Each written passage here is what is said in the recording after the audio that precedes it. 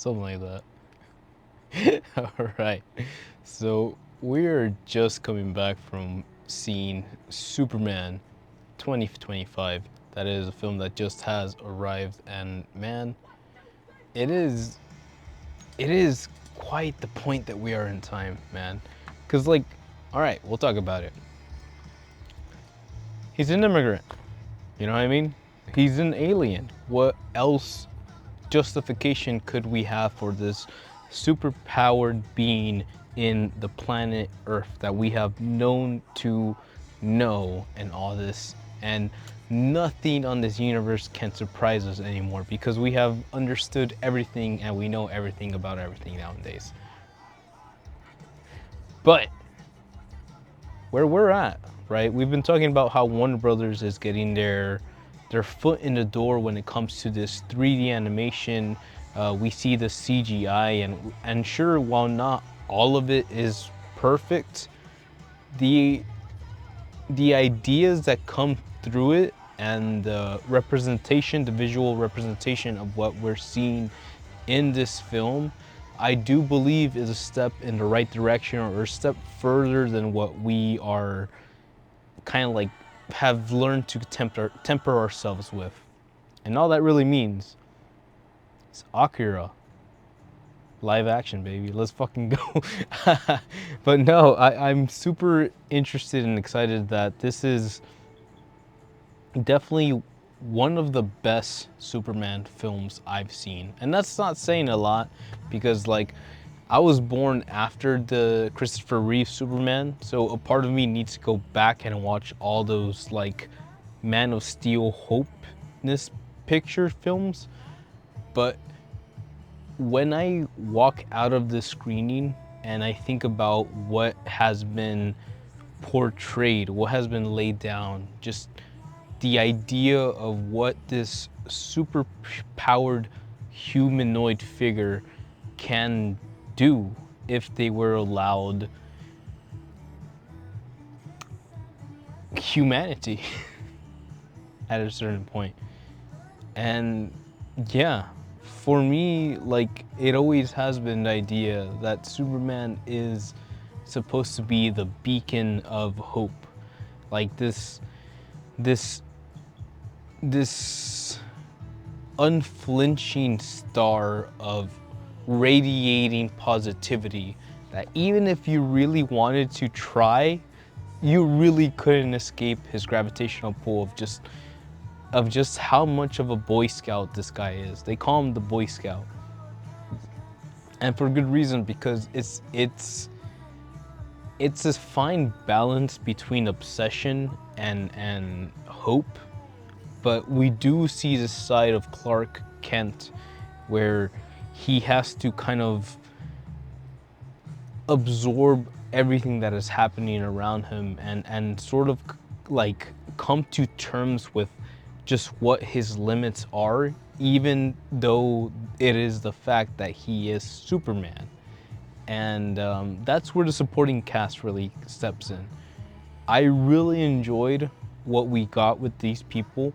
While they're not the focus of the episode or the movie or the show or whatever, they do bring a bit of like world building. We keep on talking about how important it is to make the viewer feel immersed in with the presentation that we have. And what we got here is, I feel, a completed version of James Gunn and kind of what he has learned from the past 3 Guardians films, and how he's always been a type of guy that really likes a cast ensemble. But I feel like this is the first time I've seen the cast ensemble be really contained in a way that it makes this plot feel more natural. And while there's a bit of like iffies there, for the most part, I think we get a really consistent, solid, straight through story of like what is going on and who this guy is and where we're at in his current timeline and how we meet him and how we go from there.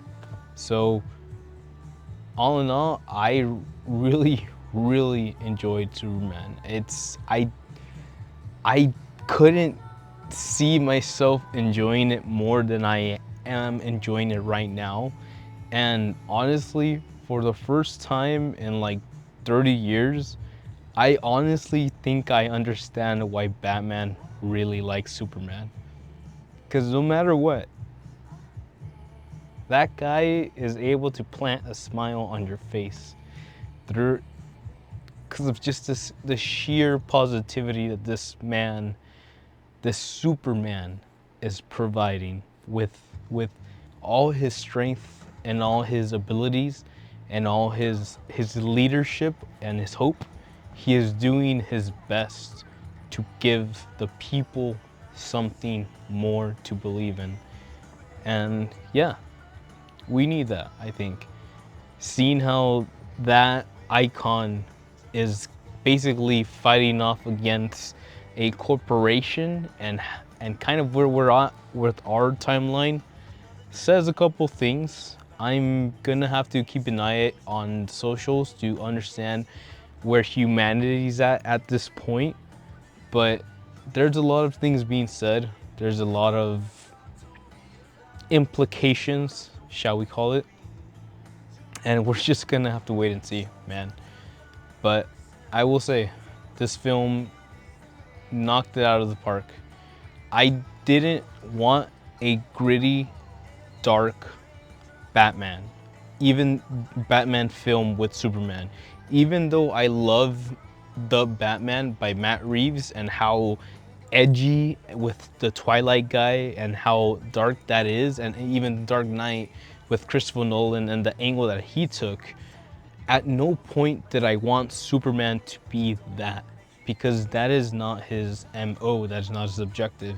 So to see James Gunn come through and provide this nice, poppy, bright, comic booky experience really made it for me.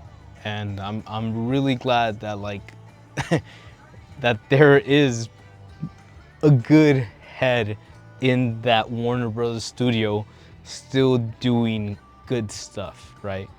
We don't know how long that'll last. We don't know what else is coming up the timeline, but I'm excited. I'm curious, and I'm happy. I'm looking forward to see where we go from here. So, with all that being said, go watch Superman. Immigration. But until then, be the alien. Ya. Mátane.